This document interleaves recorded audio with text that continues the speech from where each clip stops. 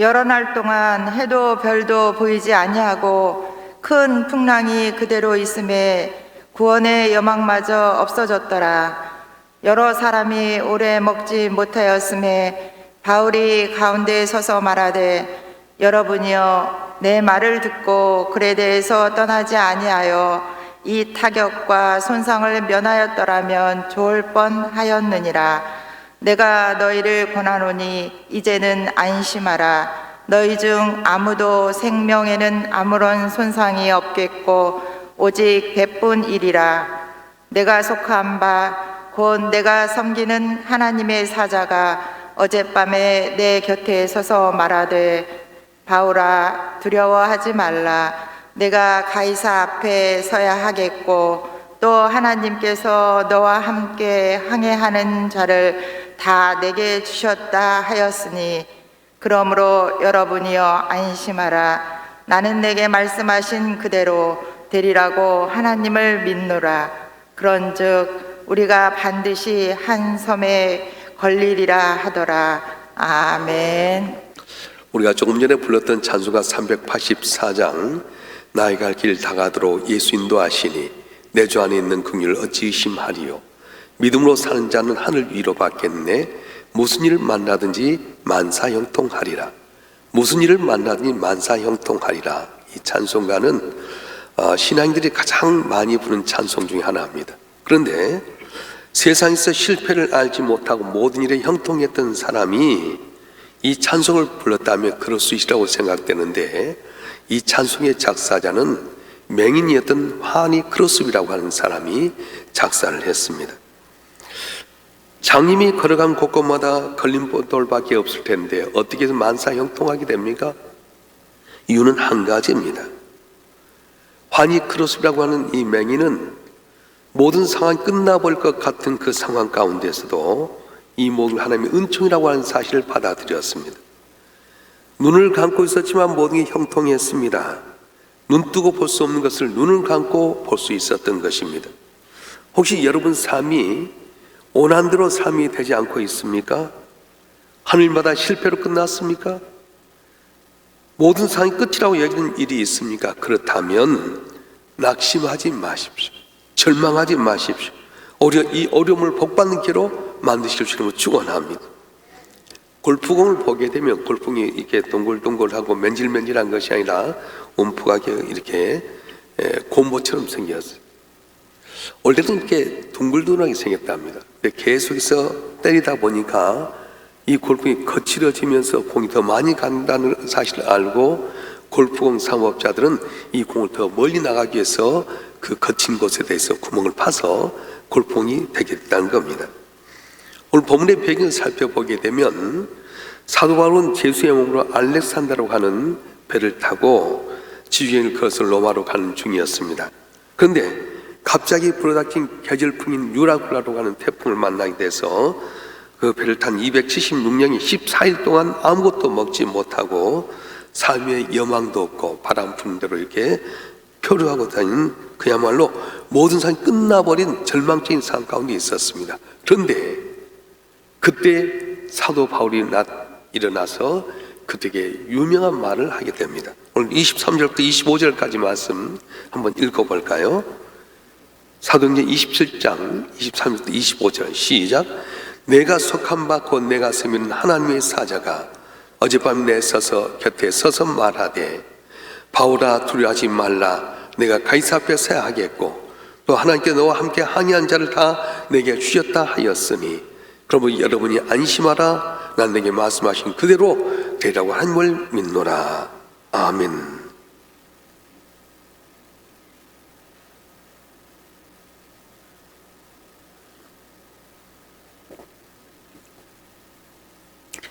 유로글로는 광풍을 만나서 276명이 14일 동안 캄캄하고 앞이 보이지 않고 절망적인 상황 가운데 있었는데 사도 바울은 하나님과 영적인 교통 가운데서 바울아 두려워하지 말아라.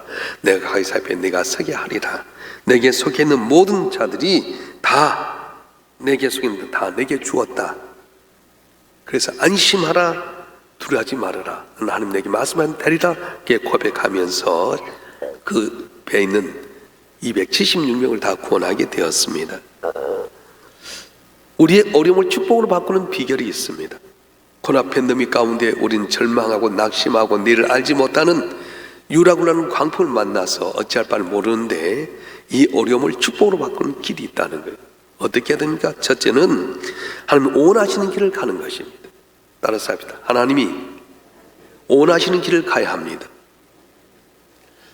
가느냐 안 가느냐, 하느냐 하지 않느냐, 이 삶의 결정은 자기 생을 좌우하는 중요한 것입니다.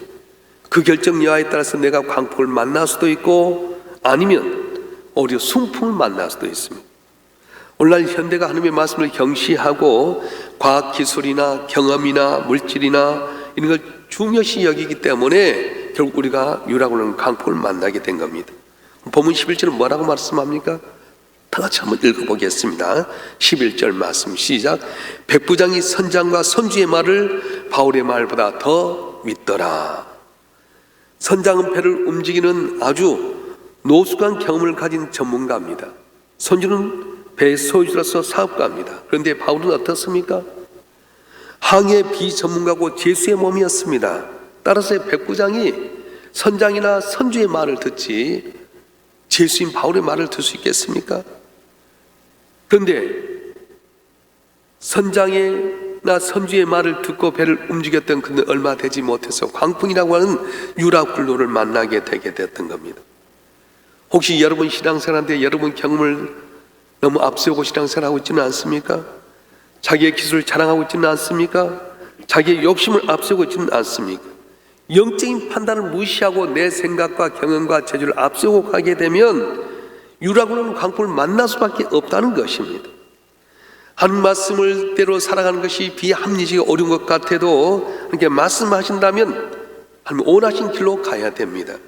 그래야만 일고 있던 강풍도 멈추게 되게 되고 우리의 삶을 소명의 항구로 이르게 만드는 겁니다. 인간의 올바른 길은 말씀 가운데 있기 때문에 그렇습니다. 이 코로나 강풍을 저면은 우리가 만났을 때 인간의 방법으로 여러 가지 준비해서 세계에 으뜸간다고 했는데 지금은 세계에서 가장 많은 확진자가 일어나고 말았습니다. 인간의 과학, 기술, 재주 아무것도 아니라는 겁니다. 알렉산더의 탄사도 왜 강풍을 만났습니까? 그럴듯하다, 그럴싸하다, 그러다 보니까 세상적인 욕망에 일깨어서 가다 보니까 유라굴라는 광풍을 만나게 됐던 겁니다. 인간의 재주나 기술이나 돈이 우리를 풍랑에서 구원할 수 없습니다. 백부장은 신앙인 하나님의 사람의 말씀을 들어야만 했습니다. 성경이 아니라면 아닌 줄 알고 살아야 되겠고 또한 하나님의 사람이 아니라고 하면 아닌 줄 알고 따라가게 돼 인간의 풍랑을 면할 수 있게 되는데 눈앞에 보이는 기술이나 조건이나 환경 바라보다가 가다 보니까 유라굴라 광풍을 만나게 됐던 겁니다. 오늘 우리의 문제가 무엇입니까? 너무 세상적인 지식이나 경험만 의지하고 있는 것은 아닙니까? 여러분 세상을 의지하면 의지할수록 유라굴라 같은 인생의 풍랑을 만날 수밖에 없습니다. 이럴 때 코로나 때문에 두려워하고 염려하기보다는 안심하라, 내가 너로 하여금 바위사 앞에 새하리라는 말씀대로 우리의 사명 감당할 때 우리 곁을 떠나지 않고 도우신 하나님 바라보 의지함으로 말미암아 이 풍랑을 뛰어넘어서 승리하는 여러분들 되길 주님으로 축원합니다. 축원합니다. 우리 어려움을 축복으로 바꾸는 길이 있습니다. 무엇입니까? 하나님의 말씀만이 삶의 지름길이라고 하는 걸 알아야 됩니다. 따라서 합시다. 하나님의 말씀만이 삶의 지름길을 알아야 합니다. 인생은 지름길이 없습니다.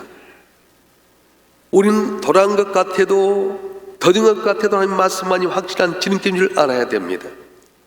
이 사실을 빨리 깨달을수록 좋습니다. 그런데 내 멋대로 믿음 버리고 인생을 결정하고 세상의 사람들의 말을 쉽게 따라하는 사람들은 얼마 가지 못해서 유라굴로는 강풍을 만날 수밖에 없다고 하는 것입니다. 유라굴로 앞에는 선장의 길도 필요가 없습니다. 선주의 돈도 무력합니다. 백부장의 권력도 필요가 없습니다. 외적인 조건 그 어떤 것도 유라굴로는 강풍을 만날 때 다 속수무책이라고 하는 겁니다. 우리를 목적지에 이르게 하는 건 무엇입니까? 인간의 요소가 아닙니다. 지금 전 세계로 고통을 받고 코로나만 봐도 그렇습니다. 또한 우크라이나 사태에서 전쟁이 일어난 것도 인간의 생각과 방법으로 돼서 된 것이 아닙니다. 전혀 생각지 못한 일이 일어나고 있습니다. 두 청년이 높은 산 정상에 누가 먼저 오른가 내기를 했습니다. 한 청년은 혼자 배낭을 메고 이 산을 올라갑니다. 낑낑거려 올라갔는데 거기 가서 보니까 다른 청년이 거기 도착했어요. 왜냐하면 케이블카를 타고 왔거든요. 또 이제 내려갔는데 누가 먼저 내려갈까 또 내기를 했습니다. 그래서 이제 처음에 배낭 모고 같은 청년은 그대로 아는 길가 서서히 조심히 내려옵니다. 그런데 여우 갖고 들려보고 여유를 갖고 살펴보면서 천천히 농땡이 치던 이 청년이 케이블카 타고 내려가는데 케이블카 고장이 됐어요. 운행하지 못한다는 겁니다. 그래서 올라올 때 그 길 알았던 청년은 다 길 알아서 쉽게 내려갔는데 이 청년은 와보지 않은 길이기 때문에 내려가다 미끄러지기도 하고 길을 잘못 들어서 결국은 뒤지고 말았다는 것입니다. 그렇습니다. 인간이 가지고 있는 문명의 편리함이 우리 인생의 유라굴을 잠잠케 해줄 수는 없습니다. 우리 하나님 앞에 신실한 믿음을 가지고 말씀에 순종하고 살아갈 때 나도 모르는 사이 나의 실패가 승리가 되게 되고 나의 고난이 기쁨이 되는 놀라운 기적이 일어나게 되는 것입니다. 할렐루야. 유라굴로란 이 태풍 앞에는, 광풍 앞에는 사회적 신분이나 권력 따위 아무 필요가 없습니다. 여러분, 똑똑함도 허사합니다. 사람의 인생길은 절대 주권은 하나님의 손에 달려 있는데 그걸 모르고 세상의 기술이나 사람 의지하다 보니까 가던 길에 광풍이 만나게 됩니다. 물질에 실패가 있게 되고 질병이 걸리게 되고 생각지 못한 사건을 만나게 된다고 하는 겁니다. 우리 인생이 배멀리하는 이유가 무엇입니까?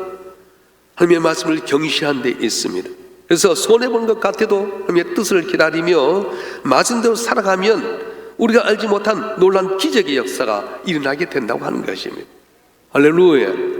성경 가운데 여러 가지 이야기가 있습니다. 여리고성을 이길 때 어떻게 이겼습니까? 인간의 방법과 생각이 아니었습니다.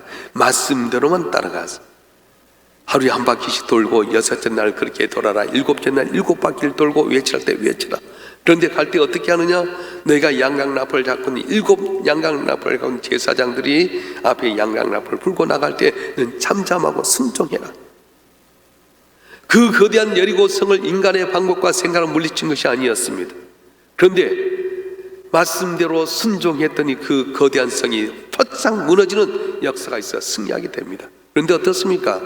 그 다음에 아이생이라는 아주 작은 성을 가게 될 때에 너희는 여리고를 진멸하되 하나도 너희가 소유를 취하지 말라 했는데 아간이라는 사람이 아무도 모르는 사이에 숨겨놓는 가운데서 결국은 아이생이 실패하고 마는 겁니다.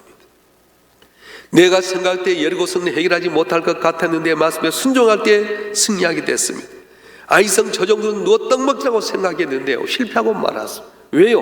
말씀대로 해야 될 텐데 말씀이 아니라 인간의 방법과 생각을 살다 보니 넘어지고 말았던 것입니다. 사랑하는 성도 여러분, 하나님의 뜻에 거역하며도 일시인 형통이 있음을 부러워하지 마시길 바랍니다. 그 악명은 반드시 유라굴라는 강풍이 오게 됩니다. 여러분 한 분 한 분은 하나님의 말씀 나의 지름길인 줄 알고 말씀의 순종함으로 말미암아 여러분 쓴물이 단물로 변화되게 되고 눈물이 변해 진주가 되는 귀한 기적의 길을 주님을 축원합니다. 축원합니다. 우리 여러분을 축복으로 바꾸는 또 한 가지 길이 있는데 뭐냐? 언제나 하나님과 영적으로 교통하는 겁니다. 따라서 합시다. 언제나 하나님과 영적인 교통을 하는 것입니다. 성경에 나오는 이단 신앙의 선배들은 하나님과 영적으로 교통하는 사람이었습니다. 눈앞에 보이는 현실은 어려워도 하나님과 교통함으로 말미암아서 다른 사람들에게 소망을 주게 되고 또 하나님의 일화 기적을 나타냈습니다. 3년 반 동안 감금되었던 이스라엘 땅에 엘리야는 하나님의 말씀을 선포합니다. 지면에 다시 비가 내리리라. 갈멜산에 올라가서 간절히 기도해서 하늘에 비가 내리게끔 하는 위대한 사람이었습니다. 어떻게 그렇습니까? 언제나 하나님과 깊은 영적인 교제를 가졌습니다. 오늘 본문에서 알렉산더의 모든 것이 다 끝날 것 같은 상황이었는데도 불구하고 사도 바울은 언제나 하나님과 교통하는 사람이었기 때문에 하나님의 음성을 들었어요. 여러분이여 두려워하지 말아라. 어젯밤에 하나님의 사자가 내게 나타나서 바울아 염려하지 마라. 네가 가이사 앞에 서야 되겠다. 내게 속한 자들 다 내게 주었다. 하나님께 내게 말씀하신 대로 그대로 되리라. 여러분 살아날 것입니다. 소망을 주어서 낙심하고 절망했던 276명의 사람이 소망을 얻게 되었습니다. 사랑하는 성도 여러분, 모든 상황이 끝날 것 같은 생각이 들 때 이제 시작이라고 말할 수 있는 사람, 모든 것이 끝났다고 절망하는 사람들에게 이제 일어나십시오, 먹으십시오, 안심하십시오, 소망이 있다고 말할 수 있는 사람은 어떤 사람입니까? 그러니까 영적인 교통을 하는 사람이라고 말씀합니다. 그래서 사도 바울이 있는 이 배, 그러니까 교통한 사람이 있는 이 배 사람들이 결국은 죽지 않고 로마로 다 돌아가는 은혜가 되었던 겁니다. 사명 안고 기도하는 사람에는 하나님의 계시가 보입니다. 사명 안고 사랑을 행하는 사람들에게는 하나님의 음성이 들리게 됩니다. 그리스도는 어떤 사람입니까? 모두가 절망이라고 끝이라고 생각된 순간에 소망이 있음을 말하게 되게 되고 하나님과 손잡으며 살 수 있다고 표현한 사람이 바로 그리스도인 겁니다. 지금 코로나 팬데믹으로 말미암아 참 힘듭니다. 저는 이번에 좋은 경험을 했는데요, 장례식도 많고 노예 활동도 있고 또 여러 가지 하다 보니까 나도 모르게 감기기가 있었어요. 이상하다 했는데 우리 집사님 한 번도 이제 검사를 했는데 양성이 나왔어요. 우리 집이 이사를 했거든요. 그래서 그 집사님 오셔서 또 이렇게 일 보고서 아무래도 이상했는데 그분이 검사를 하니까 양성이 나왔어요. 그래서 나도 한번 해보자 했더니 양성이 나온 거예요. 큰일 났다 싶었어요. 근데 나만 걸린 게 우리 집사람도 아들도 다 걸렸어요. 아무것도 말 못하고 이제 교육자들이만 전체 다 PCR 검사해라. 그래서 교육자를 다 했는데 교육자는 안 걸리고 나만 걸렸어요. 우리 집사님도 걸리고. 근데요, 죽을 줄 알았더니 죽는 거 아니더라고. 막 아프고 어렵고 힘들 줄 알았더니 그렇지 않더라고. 근데 정부에서 어떻게 잘했냐면은 계속 하루에 2번씩 자가 진단을 하게 하면 전화가 와요. 그리고 필요한 것을 산소파도 되고 맥박도 재는 것도 오고 또 이렇게 그 체온기도 보내게 되고 약도 보내게 되고요. 최근 들어서는 먹을 것도 보내더라고.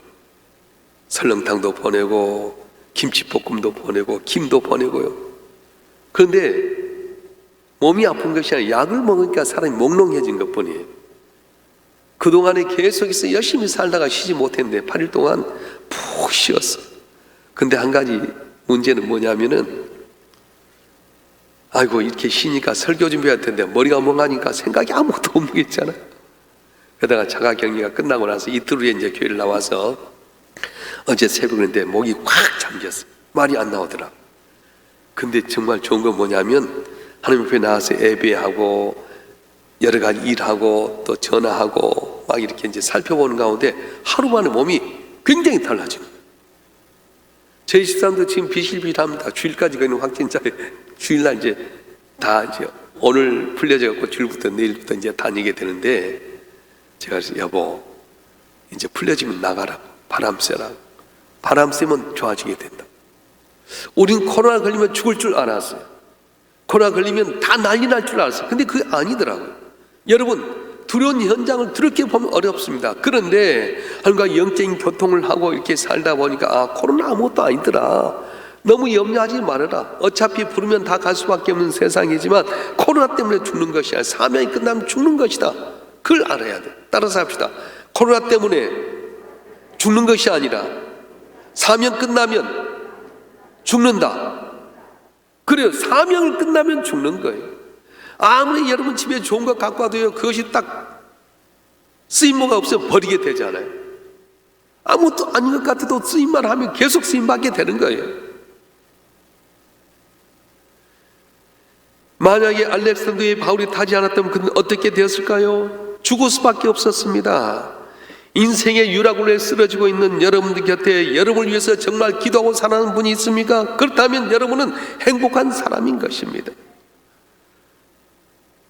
내가 이 유라굴라 풍랑 가운데 아무도 날 위해서 기도한 사람도 없고 돌봐준 사람 없다. 그게 불쌍한 거예요. 여러분 복 있는 줄 믿으시길 바랍니다. 저도 있는데 밖에를 못 나가잖아요. 우리 권사님들이 반찬도 해다 주고 과일도 갖다 주고 문 앞에다 놓으면 얼굴도 못 보고 그냥 가는 거예요. 근데 그 얼마나 힘이 되지 몰라. 그것보다 더 중요한 기도하는 거잖아요. 우리 권사님 가정에도 어려움이 있어요. 남편이 자전거 타고 가다가 넘어졌는데 경추뼈가 달려가지고 전혀 못한다고 어렵다고 하는데 낙심하지 않는 거예요. 여러분 우리가 기도하면 깨어날 줄 믿습니다. 회복될 줄 믿습니다. 우리의 어려움을 기쁨으로 바꾸는 길이 무엇입니까? 하나님이 가라고 하는 길을 가는 거예요.